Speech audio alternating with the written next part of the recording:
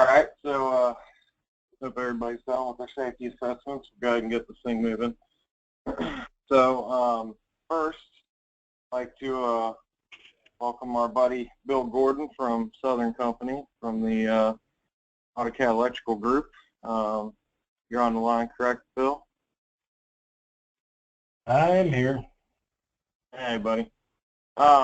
So I think we'll start with you first, so you don't have to hang around if you don't want to after. You wanted to give a demo discussion around some of the toolkits, correct?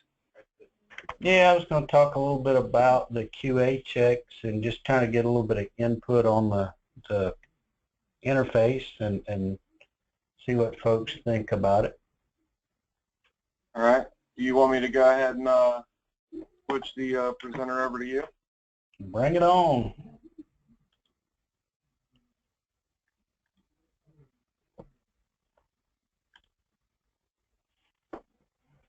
All right, did I show up appropriately?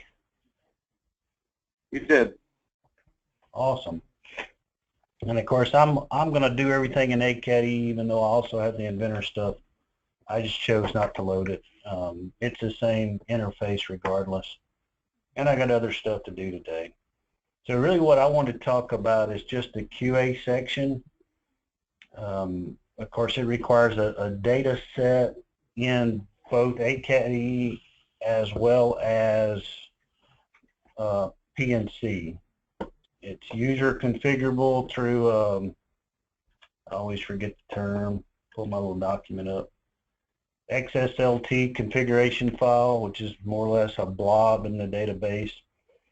I've had the opportunity to kind of look at it. It's not necessarily straightforward, but not that hard either. And before I kind of get too much in the interface, I'll kind of talk about how we have ours set up because it is configurable. You know, the premise behind these QA checks is you can define what data points that you're wanting to check. So you could check that something's got a 6 in one UDP and a 6 in an attribute in ACAD-E, or you could check phasing, so some of that's in there as well. So lots of little different things beyond just the phasing. So for us, you know, our primary key, we'll call it, is kind of where we decide, you know, what type of equipment is this? What type of equipment class am I looking at? So I want to check different things on circuit breakers than I check on CCVTs, which is different when I check on switches. So we created just a basic Excel definition sheet that said, for this type of equipment, here's what I want to check, and I want to check this attribute in PNC here versus this Inventor user-defined property. So the second piece to that is kind of having that secondary key. I know it's a breaker, and the next is, okay, how do I know it's the same breaker? And for us, we're using the operating number, the switch number, or whatever you choose to identify those by. So this, to us, would be the same number that our operations center uses, and it's scattered throughout our drawing set, single lines, 3 lines, and it's within the Inventor model. So once we know it's a breaker and it has matching tag 1, which is our PNC attribute, versus the switch number UDP, then it's going to come and check these several ratings. And that's kind of just a little small flow that kind of talks about if it's not null and how do I populate my data set. So hopping back here into ACAD-E and the QA checks themselves, I've got a data set here that contained a lot of that. And let's see if I unhide. Since I've already auto-matched, all the data is kind of still there. But everything kind of shows up in a table here of items you can match, or items that have been matched. The items that have not been matched are down in the bottom. And if what's deemed the auto-match ID is blank, you can hide those. So there's all types of things that show up in there, from fittings. I mean, everything shows up in this data set. we don't really care about a lot of that. All we care about is things that have an equipment class. So the goal here is the auto match ID and the filter are blank for items that shouldn't be matched. We've got a default of a dash in certain properties, which is causing a lot of extra stuff. And we've got some code to clean that up. I didn't take the time to run through all that. But once you have your data sets, there's an auto match function that looks, and of course I've already done it, so it's going to tell me it's going to override it. It's going to look at a bunch of things between there. Primarily is the equipment class and the switch number matching between the ACAD-E and the inventor model. There's also a button here at the bottom that says, you know, treat one ACAD-E item to 3 inventor items as a single matched item. And so for us, that is like we have a single symbol on a 3-line for a 3-phase switch. Well, inventor actually has 3 single-phase switches that comprise that 3-phase switch the way it's modeled. So we do that and hit close, and it kind of runs through and does that auto match, and this went and hit it. So all that kind of, to me, flows pretty smoothly. It's not that cumbersome to get used to. Then we get into our check methods, and you can choose what checks you're going to make. And so these are all those various things that we have defined that we're going to check. Once I hit, I'll just select everything. I'm going to run the checks. Can't really, or can I move that up? Yeah. All right, so now I have tabs across here that really are these checks. So for the first check, I was looking for single phase PTs or CTs to see is the phasing correct. And of course I didn't, so it just told me there were no items. I did have a station service transformer in both models, so it matched those and told me that the inventor model bushing is on phase 3 with ACAD-E on phase 3, and then the other bushings on neutral in both models. So it is a data match. You kind of go through this. It also does breaker orientation kind of the same way. So for bushing 1 and 2, well, those are connected to phase 3 inventor and phase 3 AutoCAD electrical, and then of course that's bushings 3 and 4 and bushings 5 and 6. So again, kind of presents pretty well and kind of goes through. The one that kind of has got my attention is back here when you get into some of these other data ratings. So we've got primary voltage, secondary voltage, manufacturer, and this is a relatively small data set. So we've got 2 items here, and it's telling us whether they match or not. You know, pretty straightforward, and shows us the data. But I wind up with an awful lot of tabs because I check an awful lot of different things. So what I'm really trying to get a feel for, you know, beyond my personal preference, you know, is what do other folks and what does the industry think about the way this is laid out? And one of the things I kind of mocked up was, you know, what if we did this a slightly different way? And we'll see how well we can zoom in on this. It may be hard to see. Y'all see that okay? Yes. Is if you were to reorganize that by what type of equipment you're looking at, it has some pros and cons. One, if I'm wanting to check my switches, or I guess this one here, I've actually got it mocked up as the breaker checks, and it's looking at every check that you make on a breaker. So is the orientation correct? Do I have the manufacturer, interrupting KV, and all those things I want to check for that breaker on one line. What I lost, however, is I lost being able to see exactly what data is there. Right? So while I have an orientation field for this particular item here, I don't know what that exactly means. Of course, it's, you know, not too hard to figure out the orientation on a breaker. It's going to be one way or the other. If it's wrong, then we just don't match, and somebody's got to rotate and figure it out. You get down here to where you've got this company number thing. Well, that's, again, one data point you got to go look at in both models to see why they're different. But, you know, it still means you got to go back to the model anytime there's a fail. But, again, I think you need to go back to the model anytime there's a fail anyway, even when you know what data, but at least you know which model is the issue because you can see the data. And then switches, I just kind of showed the same thing here.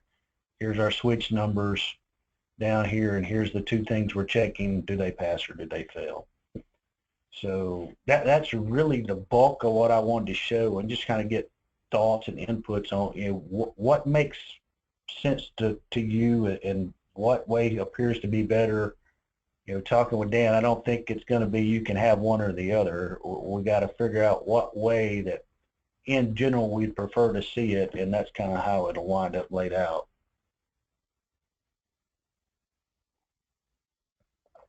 And you can save this to a file. The data in here, I don't think it currently is doing what I expected to do, but you have these results you can save, and at that point I presume it's saving all the data, although it doesn't let me choose where I'm saving it at the moment. So I have no clue if it's just saving it in the database or exporting it, but I think getting it exported is pretty simple.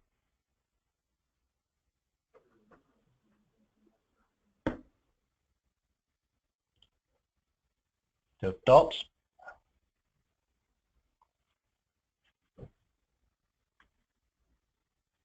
I guess you really shut up. Hello, hello, hello, hello. Did I go through it too fast, or nobody has a preference? Well, I'll be honest with you. I've been trying to fix my connection on my other one, so I've been kind of going back and forth between your talk and this. So I didn't pay as much attention as I would have liked to have. But I was really hoping that other people on the call would have an opinion. Josh Clark, what do you think?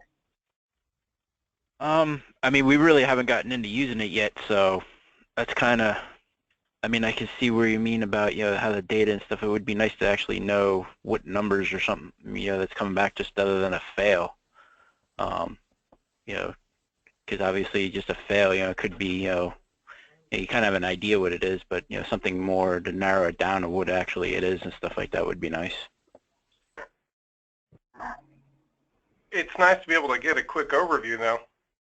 I mean, that is to be able to look at it and go, well, you know, I got 3 areas I got to look at in detail and go back and hunt for the date, you know, the individual data. But it would be nice to be able to, like, click, let's say, click on the fail and then have it, I'll call it, bring you to the tab that has the data. But, I mean, that's a lot of coding, I'm sure. Well, that's what they're in business doing. Right. But my point being, I mean, you know, really, just like if it's a fail, it's the link to that table. Yeah, I'd like to see a more detailed reason why it failed for sure. I mean, what a great way to do a quick overview to see if things are working right. Yeah. And to know where you got to start looking. Yeah, this view definitely gives you the data without a doubt. Yeah. Yeah. But I mean, there's so many. I mean, you have all that data, and there's so many tabs to go through. I mean, to run through them really quick.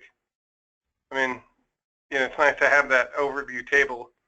Wouldn't it be neat to have like the overview table on the up, like if you were to break the upper window in half, have that overview table on the right, and that way you still have the data below. I don't know. Just to check the fails, you mean? Yeah, I mean that one you had on a separate document, have that general pass-fail table set on the, like if you broke the overview window into 3 individual sets. You know, obviously your upper window now is the match components run checks, and then kind of divide that in half, and on the right side have your overview, you know, pass-fail check, and then below is all the data, you know, all the data with all the individual tabs, which, you know, if that were all in one spot, I think you could probably that might solve your need to get a link or anything, because it's all right there. It's just a matter of you know, using the upper right corner of your area, you know, of that overview to look. And it'd still be visible. So you can pass through all your tabs down below and get the detailed data pretty quickly while still being able to reference your overview table that has your quick and dirty yes, no. That's my 2 cents. All right, so I guess thinking from that point, would it be advantageous maybe instead of showing kind of the view that I had with all the tabs, would it be better just to have a section there in the middle that listed all items, regardless of type, that failed, just the failed items? And then you would know what tabs you need to go to immediately. I need to, well, no, it wouldn't. In this view, it wouldn't tell you which tab. It would just tell you it was a breaker somewhere. What happens if it did? Yeah. Well, if you could have maybe the bad tab highlight as red or something, so you know to go to that tab. That's a great idea. Would this highlight in the graphic screen the failed items? Is there a way to highlight them? And I'm thinking especially in Inventor. That was my next question. As far as the model, right now it doesn't do anything of the model at all. Right? Okay. You know, you run this in both, either tool, of course, but it does not at all do anything to the models, either one. It's just pure view. As your co-chair likes to always tell me, I'm a physical guy. I got to see it and play and be able to, you know, play with it in order for me to comprehend it. So I'd rather see it in the model too. Yep, that's me too. Yeah, I can't help you with that one. You want to beat Dan up on that one. Oh, we can do that.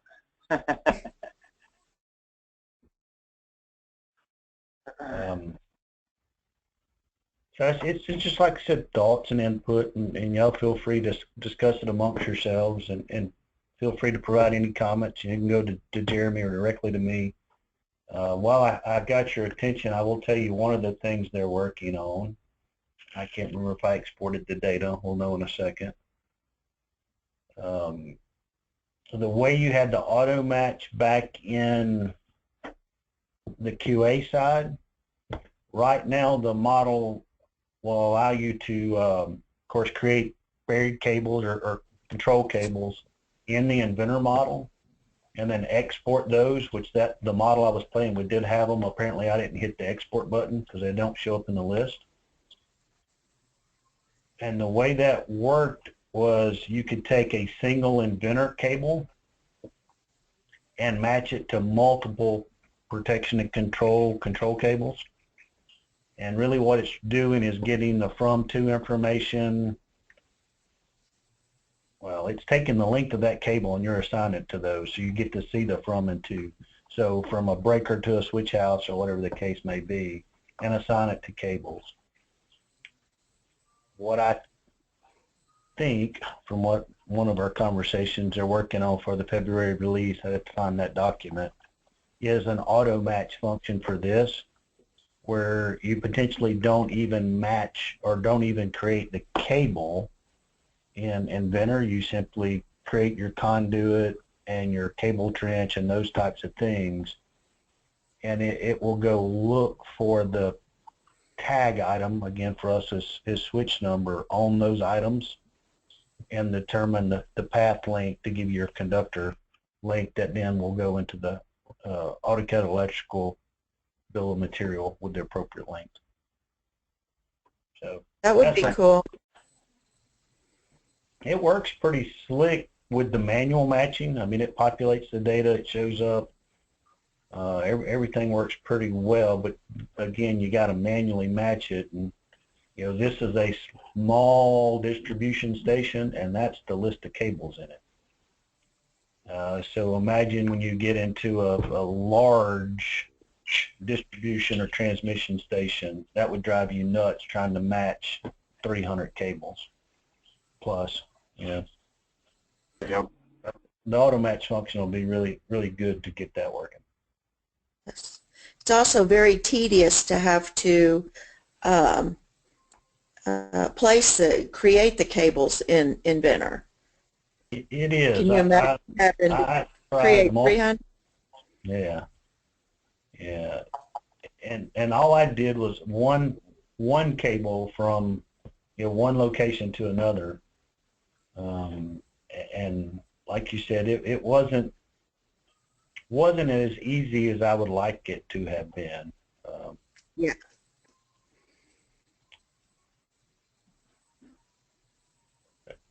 That's all I got for you. I'll get out of y'all's hair. Appreciate the input, and feel free to send me more as you think about it. Get an opportunity to view it in the future, and it's, I don't know, I think there's lots of value in this QA check here. Just depends on how you want to use it. Yeah, definitely, for sure. Yeah, if somebody had the QA/QC 3D structure and all the tabs and mess that went off of that in 2D CAD, this and just knowing all the checks and what you have to do, this would have been a godsend. What I didn't show on here, I don't know if y'all realize this is in here. When you way down here to the end, there's also QA checks built into this that from a PNC side, I don't care about it. I don't ever look at them.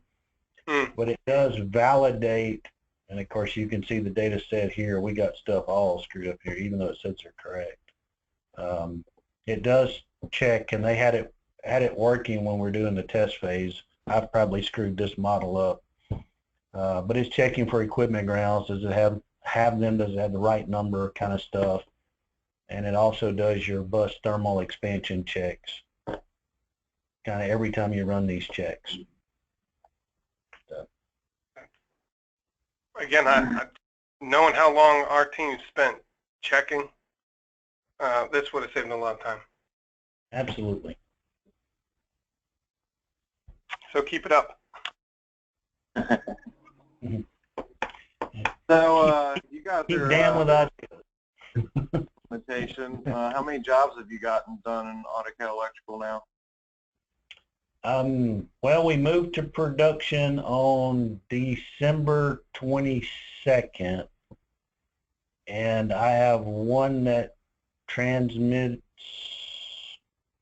yesterday. So nice. So we'll start the next one in about 2 weeks. What's that? Did it go pretty smoothly for you? Yes, it somewhat. I mean, we had our hiccups because our transmittal system is not complete for the new system. So our biggest hiccups dealt with, we still had one old system, so our material systems went smoothly. Document storage, of course, went very smoothly. But then having to pull all that data out and kind of rename files and stuff like that to make it like the old system wanted for transmittal, that was a bit of a headache. But outside of the little things we had to do to accommodate the old stuff, things really did go smoothly. Nice. Good to hear. I'll be more excited to see what we look like in a year when we've done all the cleanups. I think every day we do something, we find something else that goes, this would really be better if we, now that we're really got well, I say a larger group, still a small group, but as it grows, you get more and more people looking at different things and different ideas, and it's going to grow a lot. Yep, definitely. Well, thanks for coming and showing this to us and taking some of our feedback on it. We definitely appreciate it. Thank you. Y'all have a great day. Thank you as well.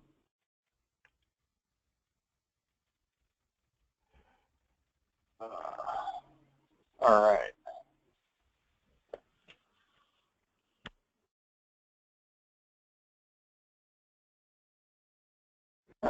So next on the list, well, before we get into anything else, does anybody have anything else they'd like to add after seeing that before we move on?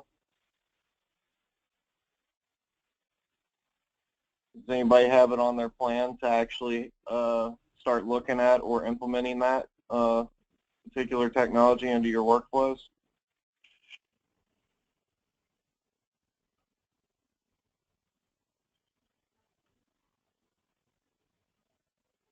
Silence is deafening. I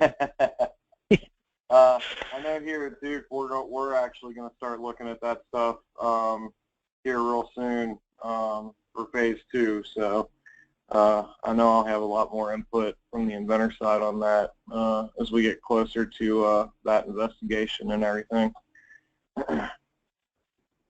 Oh, we just lost Steve Kaufman. All right. But all right, so we'll just move into the next one. So the spring face-to-face meeting looks like we're going to be hosted by Ameren in St. Louis, Missouri, the week of April 3rd through the 7th. So travel days are April 3rd and 7th. And April 3rd in the afternoon is a get-to-know inventor info session, which, Terry, I need to talk to you about that. So we kind of got the go-ahead to do that, so we need to try to throw something together for that. And we don't have a whole lot of time to do that. So maybe after this call, if you've got a few minutes, I'd like to hop on a call with you, Terry. That's okay?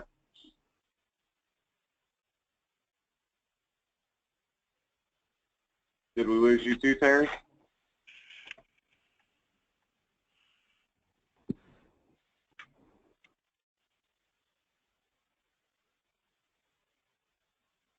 Can anybody else hear me? I still got can you. hear you. I'm here, All Jeremy. Okay.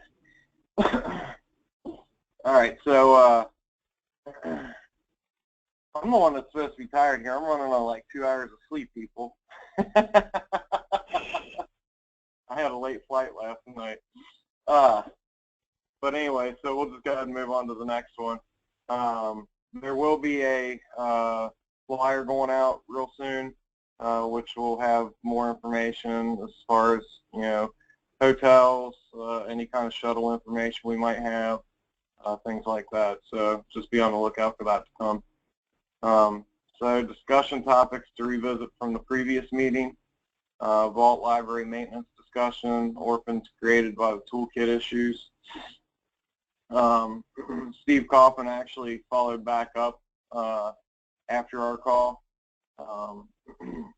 about the orphans left within vault. So he has confirmed that the bus and cable tools and the release set for the release in February of the new toolkits, the edit tool will update the same file and not replace it.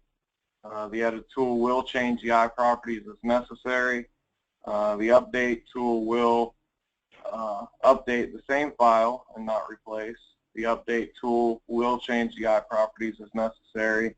And the delete tool is presently deleting the file and the folder as well as the model from the assembly. But it's not taking it out of your vault if you've already done a check-in. So you'll still have to go clean up that orphan file. Do you have any comments or questions on that one? I don't.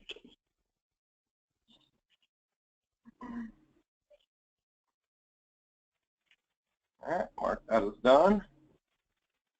Physical Group's new YouTube channel. Anybody that's new to the call, I've been kind of pounding this one down. We have the new YouTube channel that went live. Since then, we've been putting recorded online meetings up there, so anytime we have a online meeting like this, I'm recording it, and it will be posted up shortly thereafter. And then, of course, we're still looking to get more tips and tricks. Steve Kaufman posted a video on a how-to video on the site, so let me go over to that. If you go to our YouTube site, this is what it looks like. So the one that he posted was this SDS library fitting preparation. And I won't play the whole thing, but just kind of give you an idea.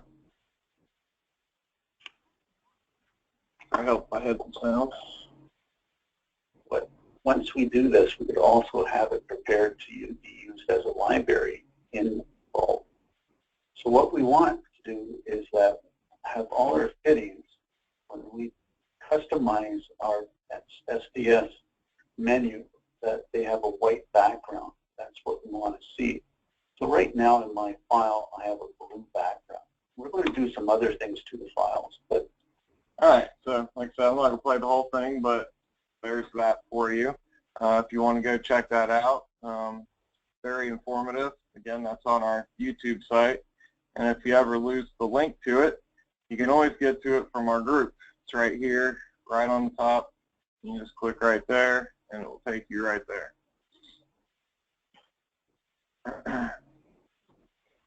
Any questions on that? Nope, not for me. Again, if you have any tips or tricks or any kind of, I don't know, you found a better way to do something in Inventor and you just wanted to do a screen capture on it, you want to put it up there so people can see it, just send it to Josh or myself and we'll get that posted as soon as possible. So we'll mark that one as done. All right, so next is the fun part where I don't have to talk as much, so the best practice documents. Accepted and final review documents. So do we have Curtis on the line? Does not look like it. He does need help from the community to notate in a comment section within the parts on the, hold on, I think I screwed that up. There we go. I need to do single page. Not that. Justin, you can help me out if you want. What button do I press?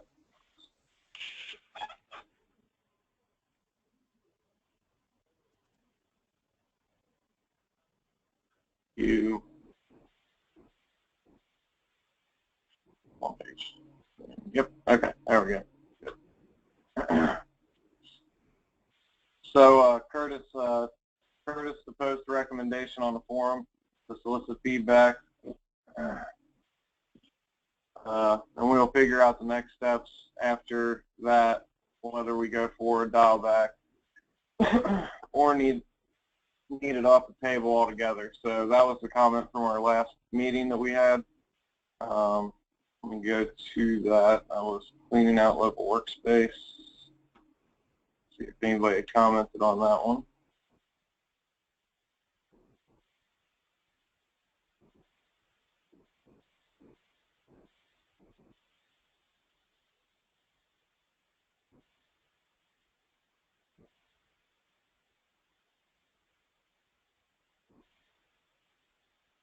There we go. Yeah, so we still haven't gotten any comments back on that, so please go out there, take a look, and any comments that you might have, all you got to do is enter it there and hit submit.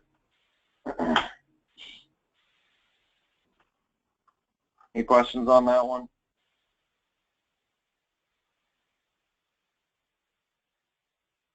All right.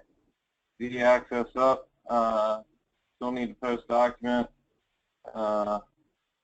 They're going to create a video that goes with the document to get it posted for final review. Eugene is not on the line either, so let me go ahead and mark that as done. Has anybody got any questions about the Z-Access up and how to orient the Z-Access document effort?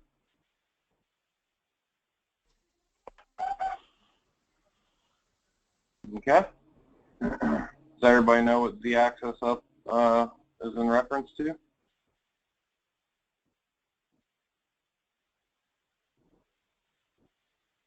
Yes. Can you hear me now? I can now hear you. Hi, Terry. Okay, good. Hi. So, yeah, I wonder if we need to talk anything about you know, the XY plane, if it, I know Steve is using top of concrete, and that seems to work very well. Should we come up with any kind of standardization with that? I think that would help, but I think that might be covered a little more in the multi-level site grade substation assembly a little bit. Josh, maybe? Okay. Yeah, we can definitely include it on there. Or we could even create a separate effort to kind of try to standardize on that across the board and then just reference that even in that multi-level site grade substation assembly document. I mean, just throwing out ideas. What do you two think? I don't know that there's, well, I don't know. I'm sort of thinking that maybe we should just lump all the orientation together with Z up and XY plane, and I'm also wondering if there shouldn't be some kind of guideline for like breaker orientation, like should the breaker be oriented where X is parallel with the bus? I know that can't happen all the time, but like a 80-20 rule, that might help down the road when we're using models from the vendors, if we could have a sort of standard orientation also. Yeah. Just some thoughts. Let's see.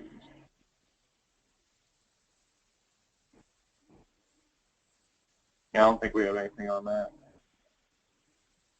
And if we had something on that, then this could probably reference it as well. Yeah.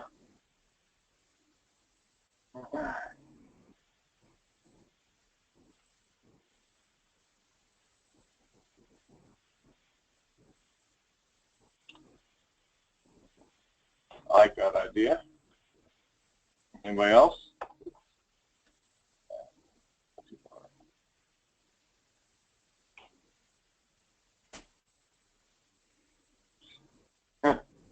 Nothing's working with me today, sorry. Let's call this, we want to call it model orientation, you think? Yeah, that sounds good.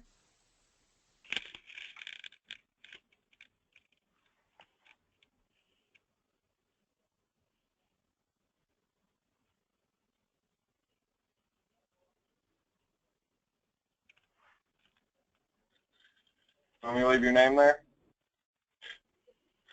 Sure. All right. Let's see.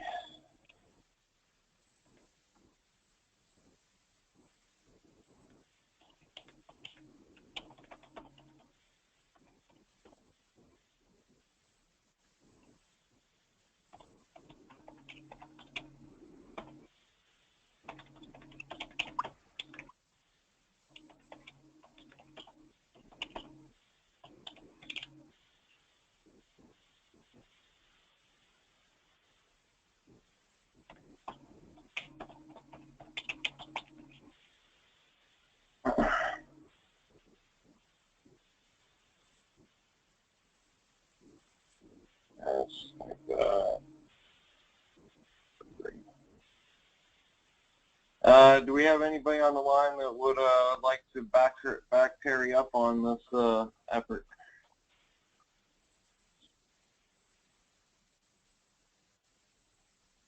I know you got all kinds of time on your hands there, Chip. Give you a chance to work with your old coworker again. Well, that's probably best I not do that right now.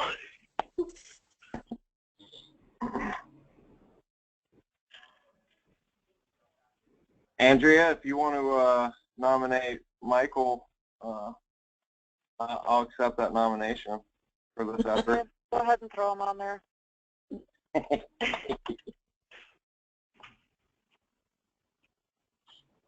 Don't tell him I said so. That's what he gets for Okay. traveling right now and not being able to be on the call. All right. So I'll put a form up there.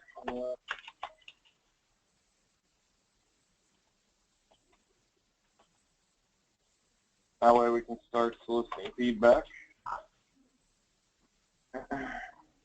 Okay. Did I miss anything out of what you were saying? I feel like there was like a little piece of that I might have missed. Well, my screen is all chopped up, so I can't really read what you have written. Well, on the Z-axis up, I put cover XY planes and best practice for its location. And then I created the new best practice effort, which is the model orientation, discuss and cover orientation needs and best practices for models and Inventor. Yeah, that's good. Okay. Is everybody else's screen chopped up? Mine's fine. Mine isn't. I'm able to see everything clear. Okay. Hey, I thought my phone. problem. I've been having serious connection issues today.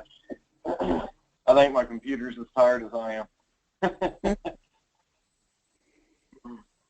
All right, great. Let's see. Go ahead and make that one big too. All right, so looks like we don't have many Southern Company people on at all. All right, well, just getting started, Jeff Cowgill, again, unable to attend. I know that we were pretty close on wrapping that one up, though, so let me follow up with him offline.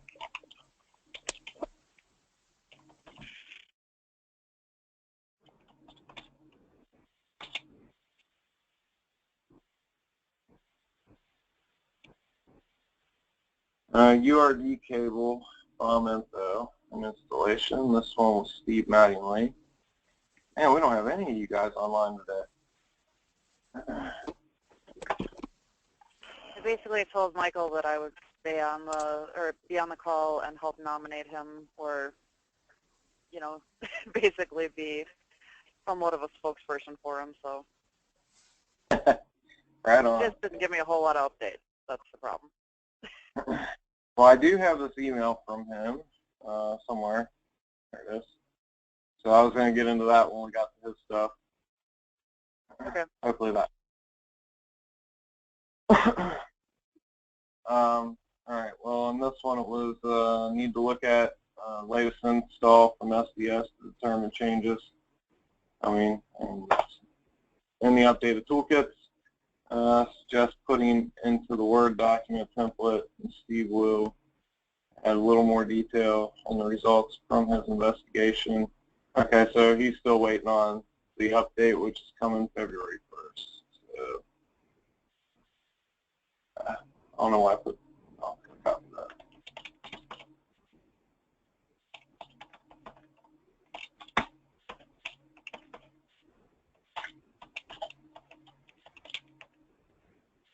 All right.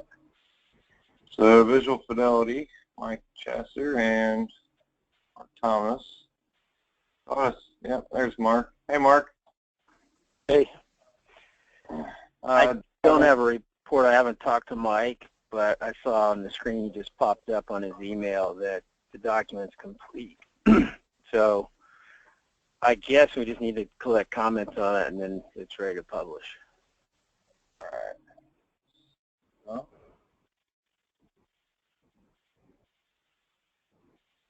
all right.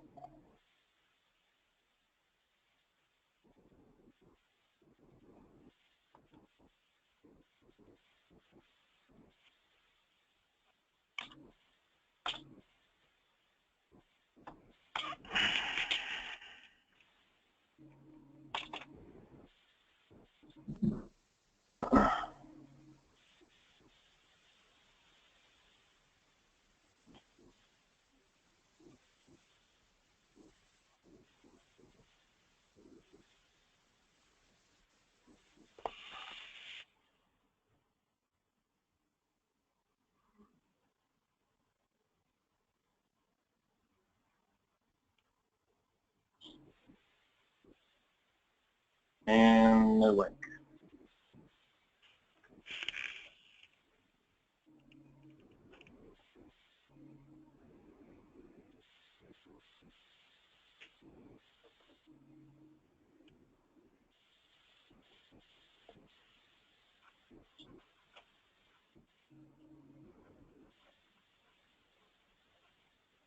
Oh, I guess we'll have to get that from them. You don't happen to have that, do you, Andrea? Not on me. Basically, either of us would be asking him for it when he's not near. Yeah.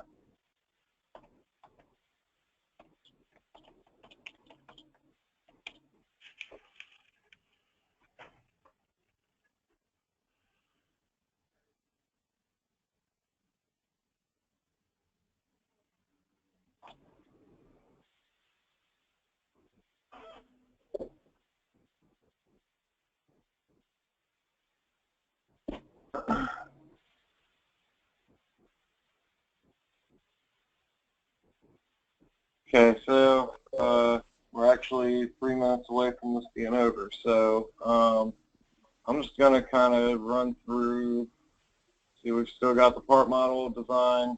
Most of these people aren't online anyways. Assembly design, vendor performance issues, resolutions. Josh is working on that one. Did you have anything to add on that one, Josh? No, I was still kind of waiting on some feedback from anybody out there and stuff on this stuff. I mean, the documents are out there on the forum, so just haven't really gotten any feedback. All right.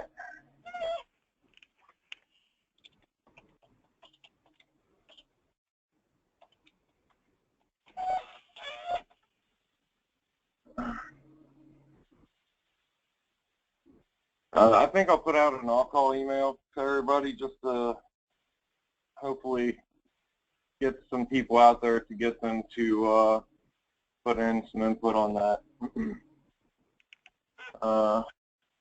as well as any of these other ones. How about this next one, the multi-level site grade substation?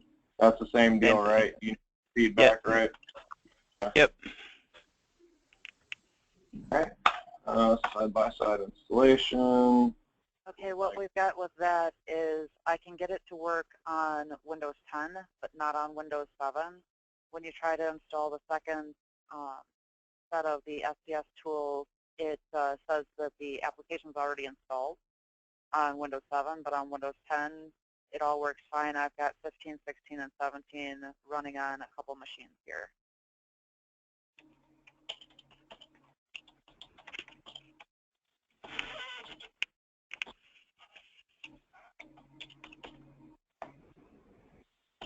Yeah, it gives you the error when you try to install the second one that is already installed.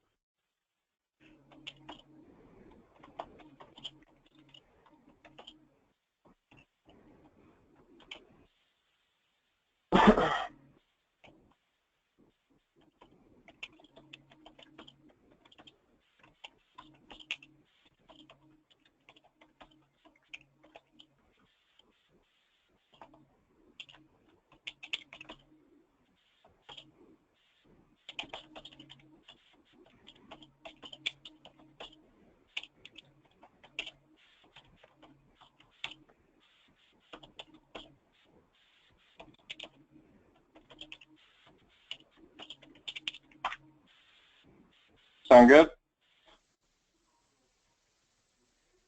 Looks good. All right.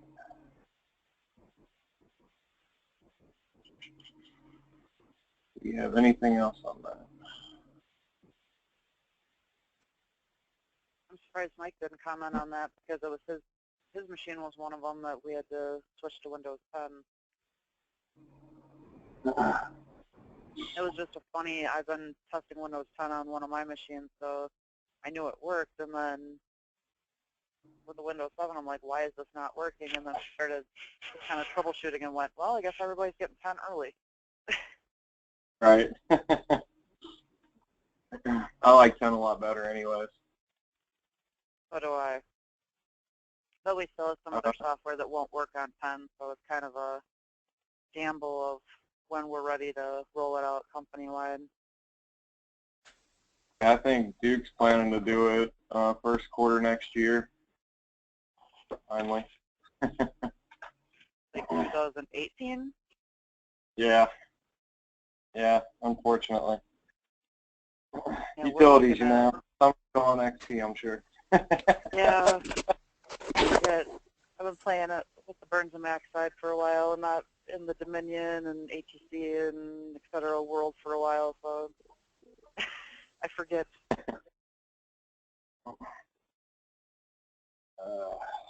The naming convention, bomb output, 3D model cleanup, so all those should be here. So naming convention, part naming convention nearly complete.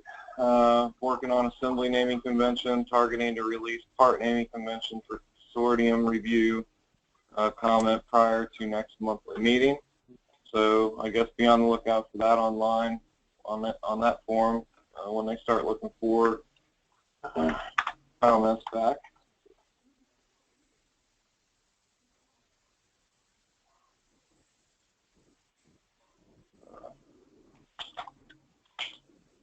You know what, I will fix all that offline since it's so late.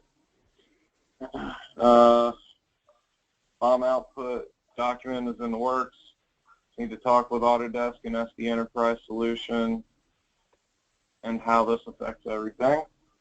Okay, and then 3D model cleanup. Working with Steve Mattingly on this. Waiting on word back from Trevor on how we can get all the models off the site, and then need to all discuss how to go about cleaning them up, pushing them back to the site. I did have a little bit of a talk with Trevor offline about that about a week ago, and it looks like they're going to start really focusing on that 3D site after the February 1st push of the toolkits, since they're pretty much focusing all their efforts on getting that out first. So then we should start finally seeing something come to light on that after the 1st of February. See Content Center parts, no update. We'll be with Chris Coates today in Atlanta. We'll talk about this item with him during that meeting, give you an update after that. So we'll see an update on that one in our next meeting, I hope. If he shows up for that one and doesn't send Andrea in this place. I'm going to call him up and give him hell for that one. Like, you missed two of mine now, I have buddy. no idea what's happening then. We've got, everything is kind of going crazy here with how much we've got going on. So the plan is, I believe, that we're all coming, but that could change. Okay.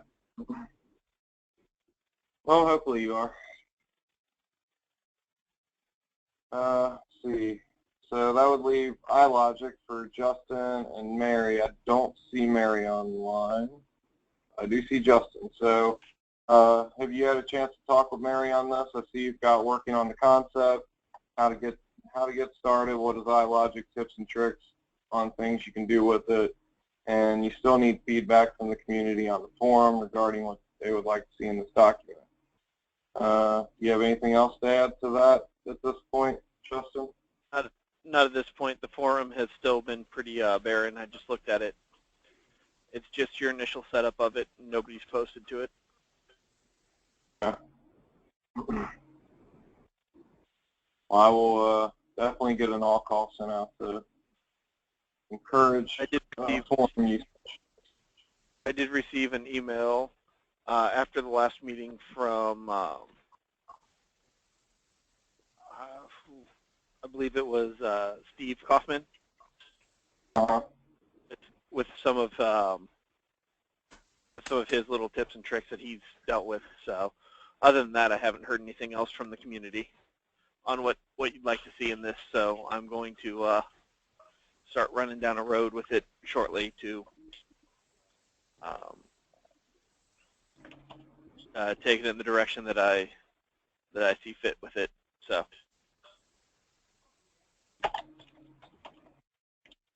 Thank you, sir.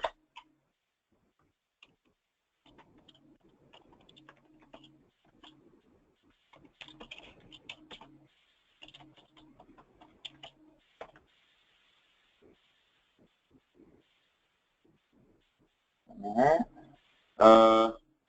Conduit and grounding, Terry and Steve. Steve's not on, but Terry, you're on. Anything new to add to this one? You got Terry has a lot of information already. They're looking at adding more information about each tool, maybe some videos, etc. Still at the beginning, but definitely have a good start already. Yeah, Steve's created a good document so far, but we just need to wait for the new release in February to add in the changes.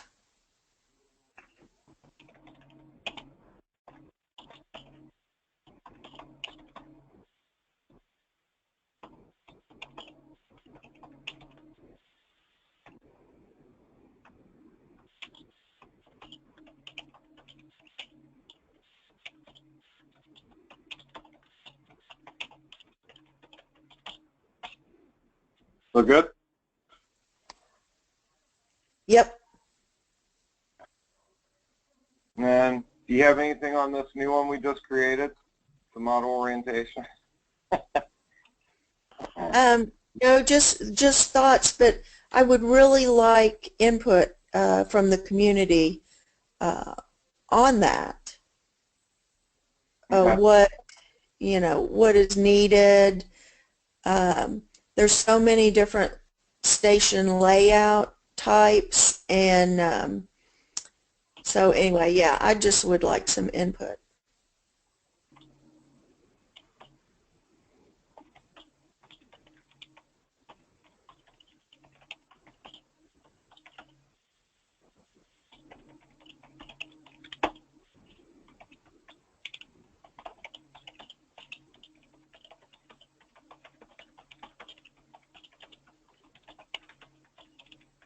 Look good? Other than my spelling?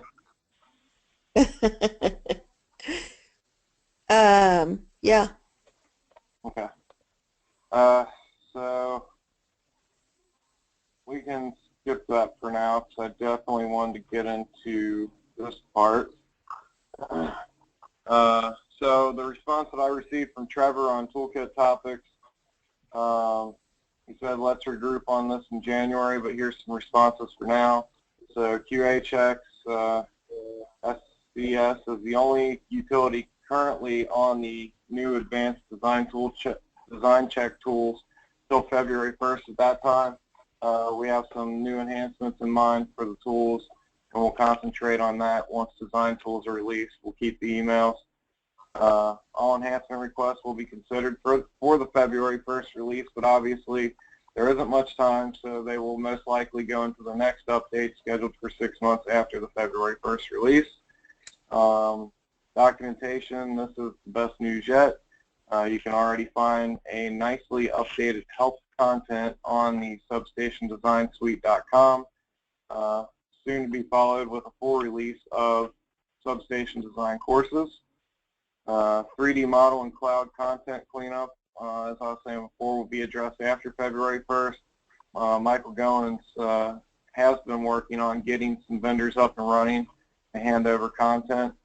I know that we have SEFCOR now in our group, and they're actively working to get the models updated and get their stuff hosted on the site. I believe Distran is involved in that too, and I heard some grumblings about talks with Valmont as well. So I don't know what other irons are in the fire, but that's definitely coming along with the vendors. A lot further this year, well, in the last 6 months than we've gotten in the last 3 years. So, and then the other items in the list below, we'll have to wait until they can regroup. Obviously, not fully this list, but some of this list. So we'll follow back up with Trevor probably after the February release and find out you know, what they did get included and what still needs to be added. Again, some of these topics were covered above, but no real answers on them. Do we have any questions on that?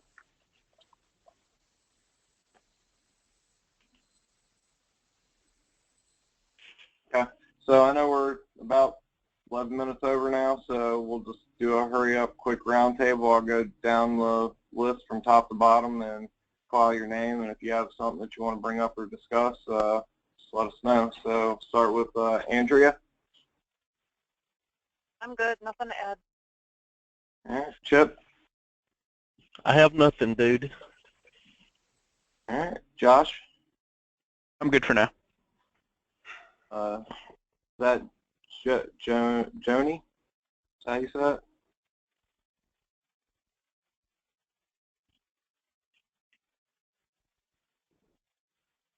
All right, moving on to the next, Justin.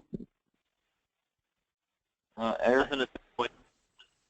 All right, Justin Cromer. I'm good, thank you. Robert Lee. I don't have anything to add. Matt Allen. Nope, we're good here. Steve Morey. I'm good. I don't have anything to add. Ms. Terry. Yeah, I'm good. Did you say you were going to call me when we hang up? Yeah, let's Okay. touch base right after this. That's okay. Sure. Okay. Cell phone, right?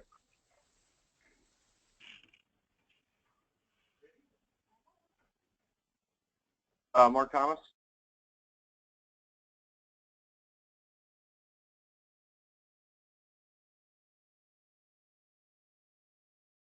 All right. Well, that's it then. We'll go ahead and close this meeting out. I'll get this recording uploaded as soon as possible to the consortium site, and I'll let you all know. Well, you definitely will see a communication come out sometime later today about the you know, getting involved with the forums on the consortium site. We definitely need to get more input out there. So please get out there, get involved, and then we will see you all in February after the big update release. So hopefully we'll get a chance to talk about some of that stuff too. So thank you all, and you all have a good rest of your day and rest of your month, and see you again in February. Take care, Thank you. Thank See you guys.